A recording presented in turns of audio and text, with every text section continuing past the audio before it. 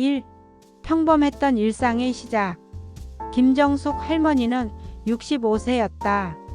경기도 용인의 작은 아파트에서 남편 김철수 할아버지와 함께 조용히 살아가고 있었다. 평생 농사를 짓다가 나이가 들어 도시로 나온 부부는 자식들에게 부담을 주지 않으려 꾸준히 모아온 노후 자금 5천만 원을 은행에 예금해 두고 있었다. 정숙 할머니의 하루는 언제나 규칙적이었다. 아침 6시에 일어나 할아버지와 함께 근처 공원을 산책하고 오후에는 동네 경로당에서 친구들과 화투를 치거나 TV를 보며 시간을 보냈다. 저녁에는 자식들과 안부 전화를 주고받으며 평범한 노후를 보내고 있었다. 그런 할머니에게 변화의 바람이 불어온 것은 친구 김영희로부터였다. 영희는 할머니보다 2살 어린 63세로 평생 절친한 친구 사이였다. 둘은 어릴 때부터 같은 동네에서 자랐고 결혼 후에도 계속 연락을 주고받으며 지내온 사이였다. 2. 친구의 권유와 첫 번째 도전.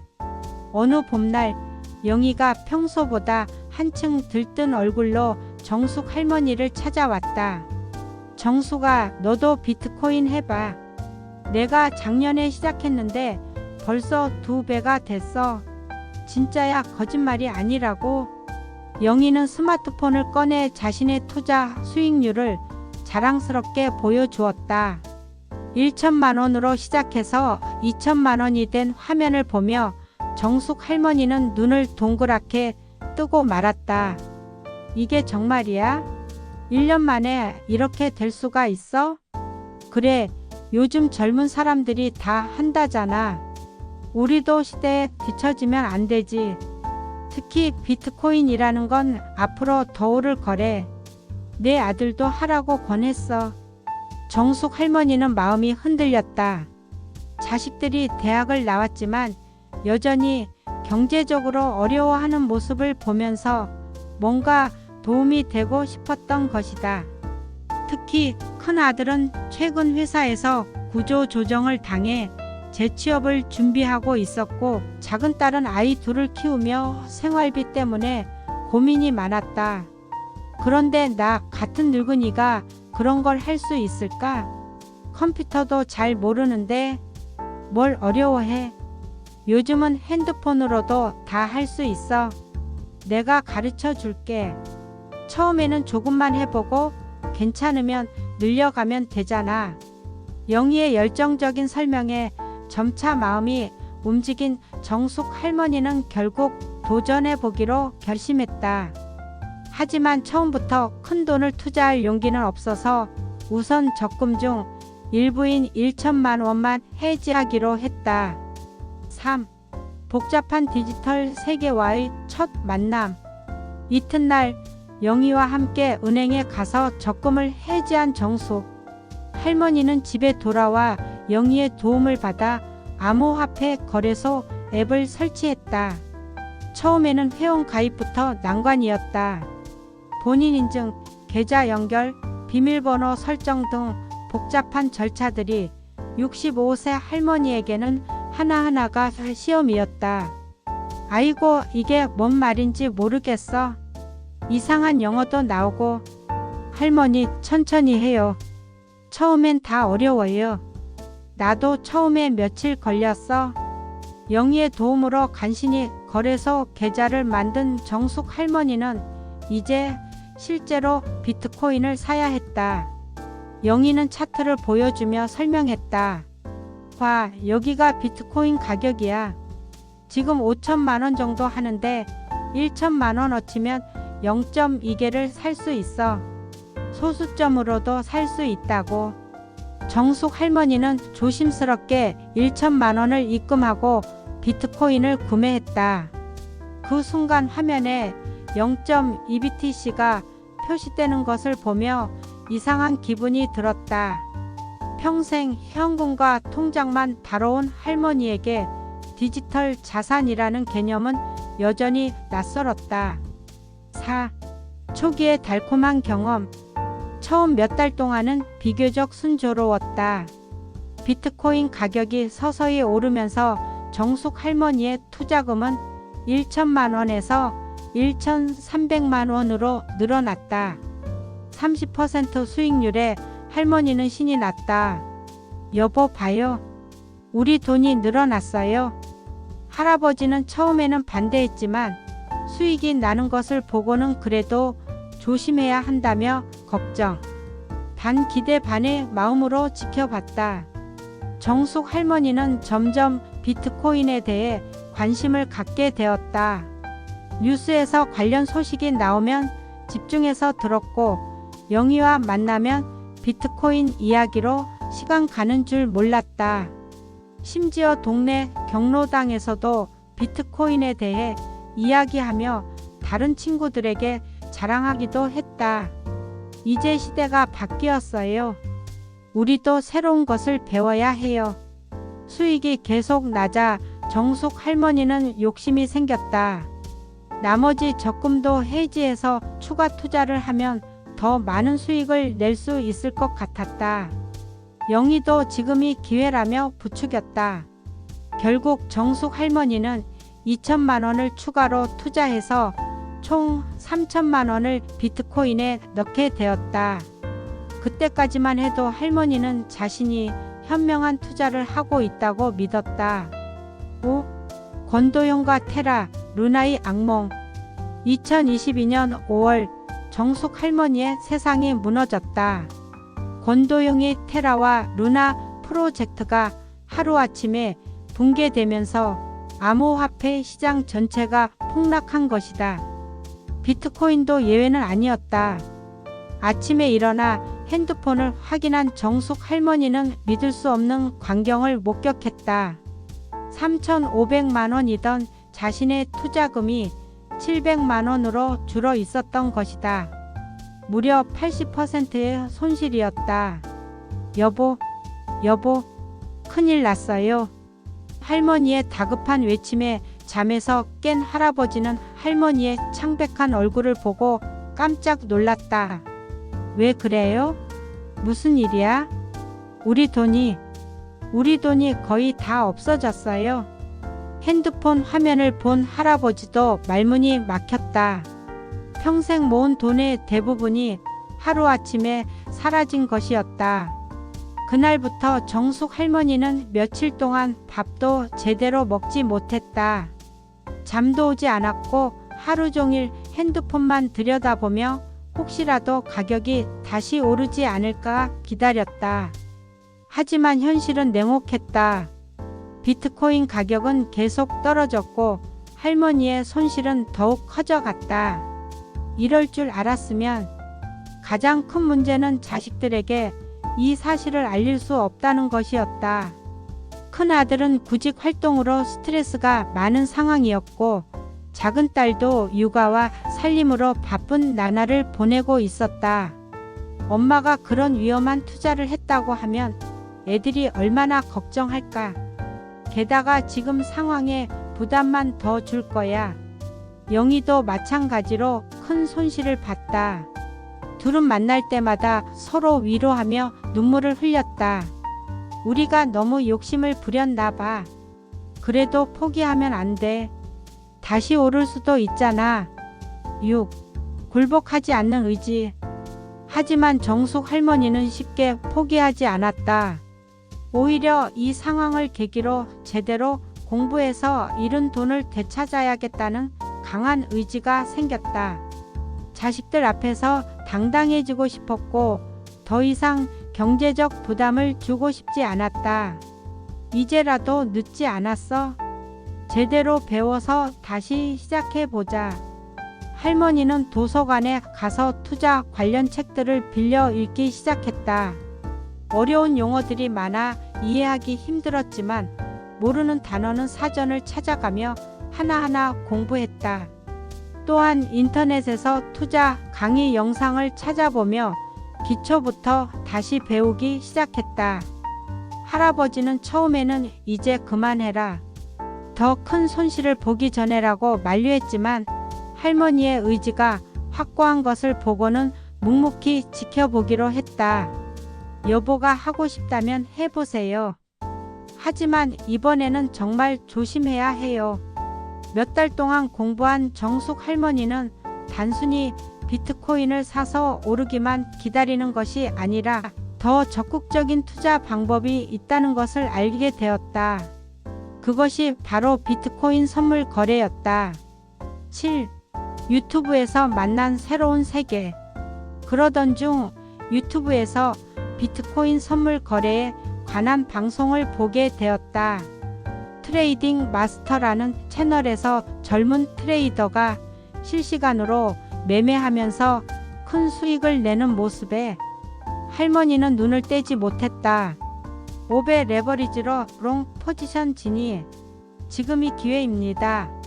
화면 속 트레이더는 100만원으로 500만원어치 거래를 하면서 불과 몇 분 만에 50만원의 수익을 냈다. 정숙 할머니는 놀라움을 감추지 못했다. 저렇게 하면 빨리 돈을 벌 수 있구나. 하지만 동시에 위험하다는 것도 알 수 있었다. 레버리지라는 걸 사용하면 수익도 크지만 손실도 클 수 있다는 것이었다. 몇 번의 방송을 더 본 후 할머니는 그 트레이더가 하루에 큰 수익을 내는 날도 있지만 큰 손실을 보는 날도 있다는 것을 깨달았다. 위험하긴 하지만 이미 80%를 잃은 상황에서 남은 700만원으로는 현물 투자만으로는 원금 회복이 거의 불가능해 보여 정숙 할머니는 신중하게 결정을 내렸다. 우선 200만원만 따로 빼놓고 500만원으로 선물 거래에 도전해 보기로 한 것이다. 8. 첫 번째 선물 거래의 경험. 처음에는 겁이 나서 2배 레버리지로 조심스럽게 시작했다. 유튜브에서 본 내용을 참고해서 50만원을 투자해서 100만원어치를 거래하는 것이었다. 첫 번째 거래에서는 비트코인 가격이 오를 것이라고 예상하고 롱 포지션에 들어갔다. 다행히 예상이 맞아 10만원의 수익을 냈다. 불과 30분 만의 일이었다. 이렇게 쉬워도 되나?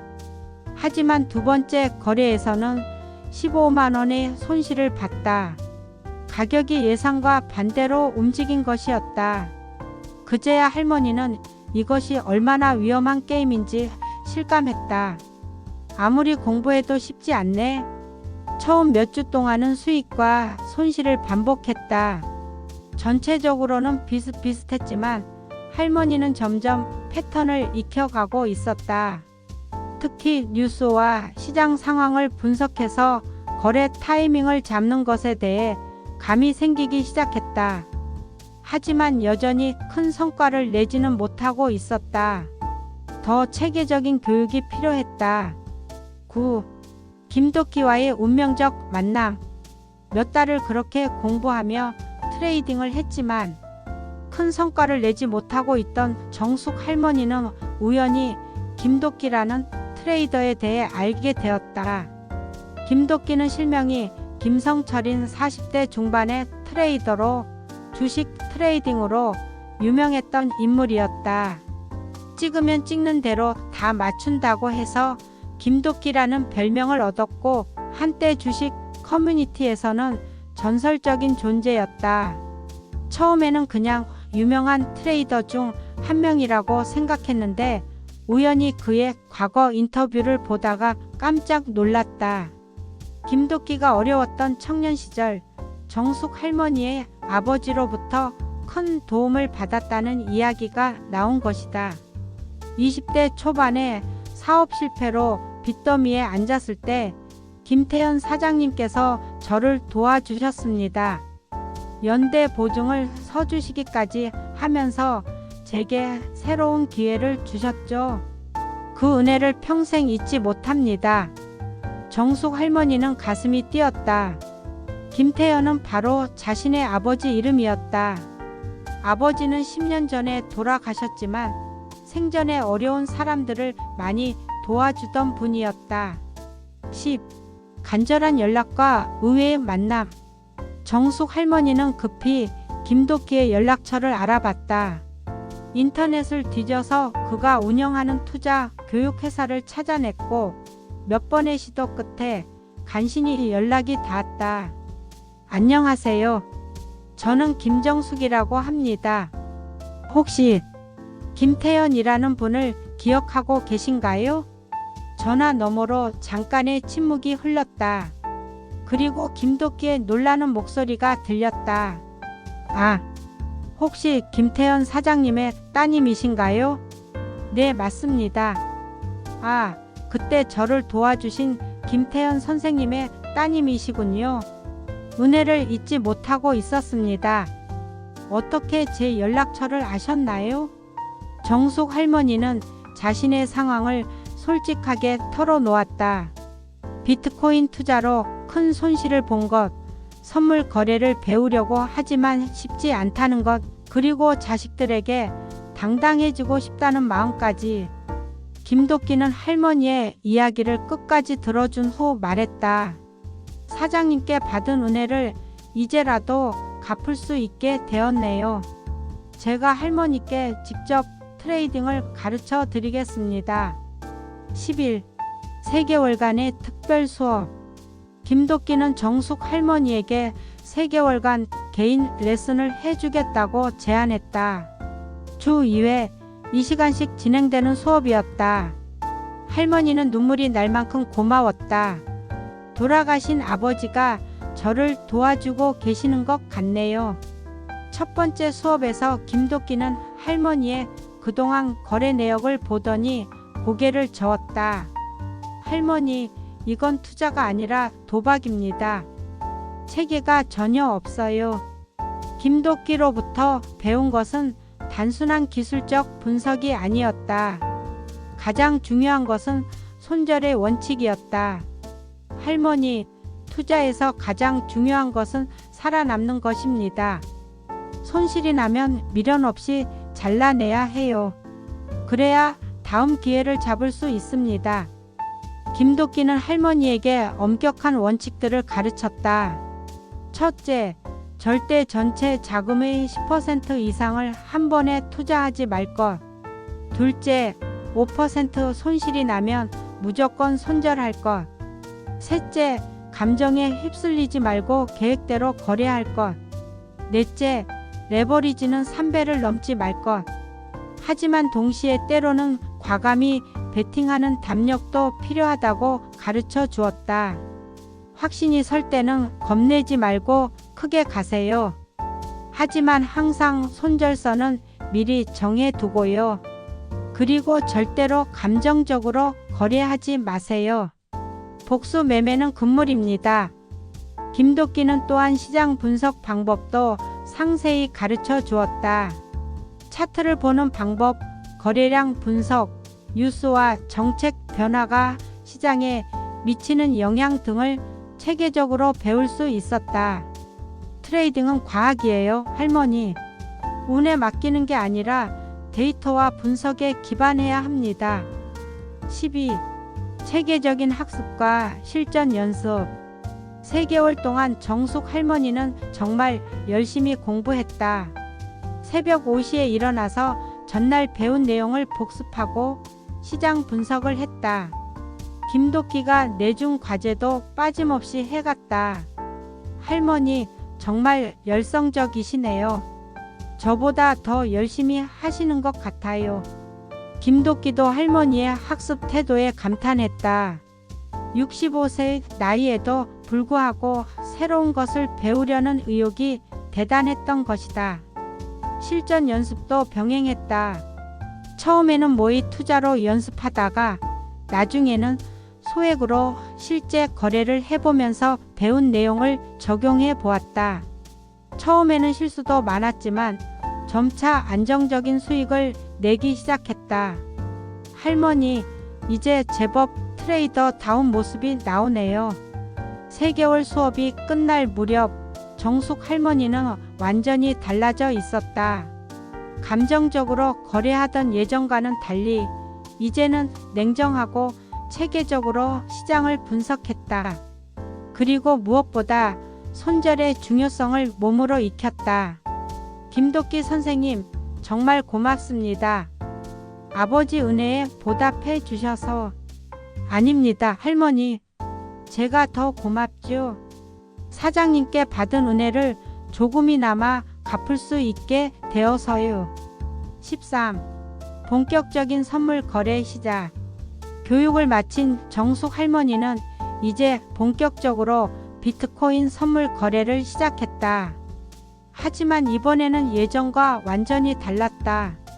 감정에 휩쓸리지 않고 냉정하게 분석하여 거래했고 손절선을 철저히 지켰다. 처음 몇 주는 소액으로 연습했다. 50만원씩 투자해서 3배 레버리지로 거래했다. 김도끼가 가르쳐준 원칙을 철저히 지키니 큰 손실 없이 조금씩 수익이 쌓여갔다. 이제 좀 자신감이 생겼어. 할머니의 실력이 늘어감에 따라 투자금도 점차 늘려갔다. 하지만 항상 전체 자금의 10%를 넘지 않는 선에서 신중하게 거래했다. 그러던 중 2024년 말부터 비트코인 시장에 변화의 조짐이 보이기 시작했다. 14. 2025년 비트코인 대상승의 파도. 2025년에 들어서면서 비트코인 시장에 큰 변화가 일어났다. 도널드 트럼프가 대통령에 당선되면서 공약으로 내세웠던 비트코인 활성화 정책이 본격적으로 추진되기 시작한 것이다. 미국 정부가 비트코인을 전략적 준비 자산으로 보유하겠다는 발표가 나오자 시장은 들썩이기 시작했다. 또한 비트코인 거래에 대한 규제를 대폭 완화하겠다는 소식도 연이어 나왔다. 정숙 할머니는 김도끼로부터 배운 기법을 활용해 이 상승 추세를 완벽하게 포착했다. 시장 분석 결과 이번 상승은 단기적인 것이 아니라 중장기적인 트렌드 변화라고 판단했다. 지금이 기회야. 하지만 욕심을 부리면 안 돼. 할머니는 신중하게 포지션을 늘려갔다. 처음에는 3배 레버리지였지만 확신이 설수록 5배, 7배로 늘려갔다. 하지만 항상 손절선은 엄격히 설정했다. 2025년 3월 비트코인 가격이 10만 달러를 돌파했다. 정숙 할머니의 투자금은 이미 2억 원을 넘어서고 있었다. 여보, 이게 꿈인가요? 할아버지도 믿을 수 없어 했다. 2년 전 700만 원까지 떨어졌던 투자금이 이제 2억 원이 넘는다니. 하지만 할머니는 김도끼로부터 배운 교훈을 잊지 않았다.